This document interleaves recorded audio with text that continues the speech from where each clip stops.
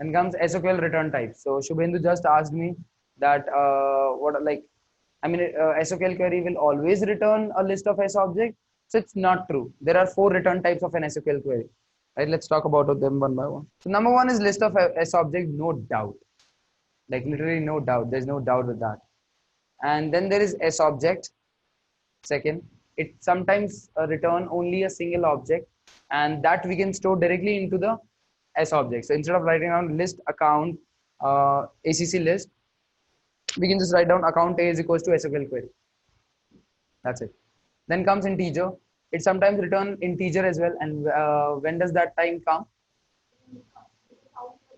Exactly. So when you are counting the total number of records which are coming from that particular query, right? So in that case, it will return an integer. So what are the 4 return types of SOQL?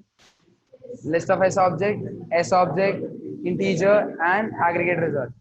When this integer is going to come as a return type or as a return value? When we'll count the records using the aggregate function count that we're going to understand later. And then there comes aggregate result. So this is a different type of class that we have got in Apex, which stores the result of the aggregate functions that we perform onto the queries or within the queries, right? Aggregate functions, let me recall it if you know about, a little bit about SQL.